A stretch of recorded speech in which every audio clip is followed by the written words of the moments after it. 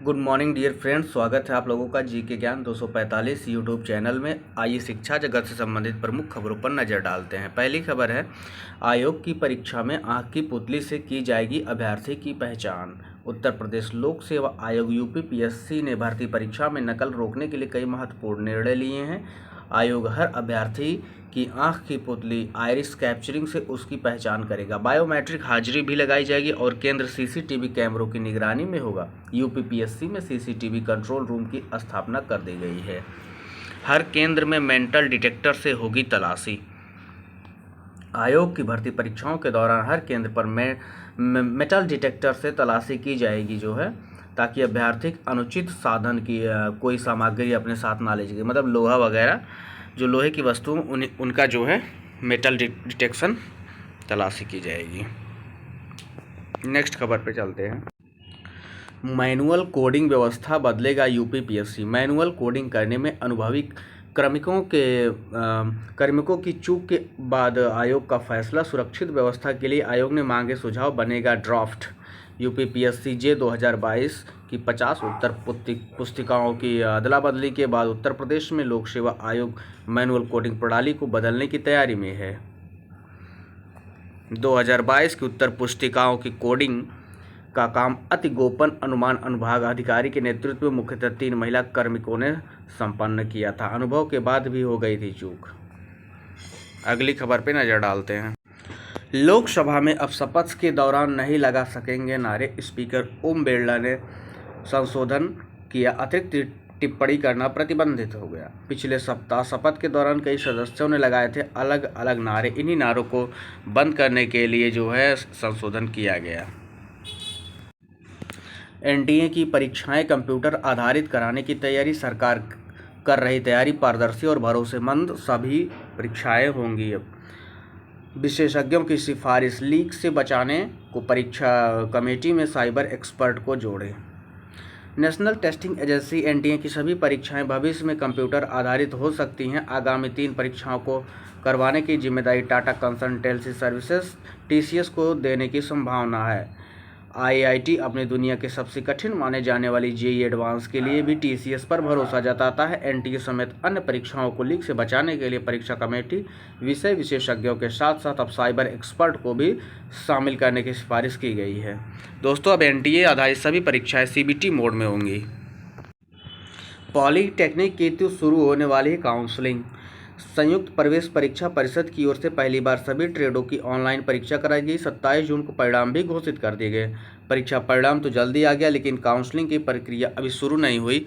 परीक्षा में सफल हुए 3.04 लाख अभ्यर्थियों का इंतजार अब खत्म होने वाला है। 12 से पूर्व ऑनलाइन काउंसलिंग शुरू हो जाएगी। सीटें भरने की है चुनौती। हाई स्कूल पास करने के बाद प्रवेश लेने वाले अभ्यर्थी पहले परीक्षा फिर काउंसलिंग में देरी की वजह से इंटर में प्रवेश लेने लगे। इन सीटों को भरने में संस्थानों के लिए चुनौती है।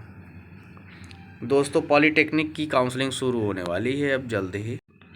जेईई की तर्ज पर हो 2 चरणों में आयोजित नीट परीक्षाओं को पारदर्शी बनाएं। नीट में गड़बड़ी रोकने के लिए इसकी परीक्षा जेईई की तरह 2 चरणों में आयोजित करने, परीक्षा से चंद मिनट पहले प्रश्न पत्र उपलब्ध कराने और इसे लीक प्रूफ बनाने में सर्वश्रेष्ठ तकनीक का इस्तेमाल होना चाहिए। सुझाव यह है कि बुधवार को हिंदुस्तान संवाद में हिस्सा लेने वाले छात्रों, अभिभावकों और विशेषज्ञों ने ऐसा कहा। आपके अखबार हिंदुस्तान ने इस काम में अपनी जिम्मेदारी निभाते हुए एनसीआर, उत्तराखंड, उत्तर प्रदेश, बिहार, हरियाणा कुल 146 स्थानों पर 20,000 से अधिक अध्यापकों, अभिभावकों से शिक्षा विशेषज्ञों और छात्रों से इस विषय पर सार्थक संवाद किया। अब अभिभावक बोले, पेपर लीक से सख्ती से निपटे। प्रमुख सुझाव क्या है? सीएस या सीए की परीक्षाओं की तर्ज पर प्रश्न पत्रों को परीक्षा केंद्र पर पहुंचाने की व्यवस्था करनी चाहिए। इसमें कोड का उपयोग होता तभी प्रश्न पत्र मिलता है। एयू में अगस्त में शुरू हो पाएंगे यूजी कोर्स में प्रवेश। सीयूईटी के परिणाम के बाद इंतजार कर रहा है इलाहाबाद विश्वविद्यालय। पंजीकरण शुरू करने के बाद कॉलेज कराएंगे गैर सीयूटी छात्रों का पंजीकरण। इलाहाबाद विश्वविद्यालय के 16 स्नातक पाठ्यक्रमों में प्रवेश जुलाई में शुरू करने की तैयारी को झटका लगा है। संयुक्त विश्वविद्यालय प्रवेश परीक्षा सीयूईटी यूजी का परिणाम जारी होने में देरी का असर इलाहाबाद विश्वविद्यालय प्रवेश प्रक्रिया पर भी पड़ा है। कॉपी देखने पहुंचे 31 नए अभ्यर्थी। पीसीएसजे मुख्य परीक्षा 2022 में 50 कापियां बदलने जाने का मामला सामने आया है। अपनी कापियां देखने के लिए यूपीपीएससी पहुंच रहे अभ्यर्थियों की संख्या में तेजी से बढ़ोतरी हुई। बुधवार को 31 नए अभ्यर्थी अपनी कापियां के अवलोकन के लिए आयोग पहुंच गए। इस तरह से 20 जून से अब तक कुल 292 अभ्यर्थी अपनी कापियां देख चुके हैं। जिन अभ्यर्थियों को कापियां बदली है उन्हें अब आयोग के निर्णय का इंतजार है। कोर्ट के आदेश पर एआरओ के लिए एक अभ्यर्थी का चयन।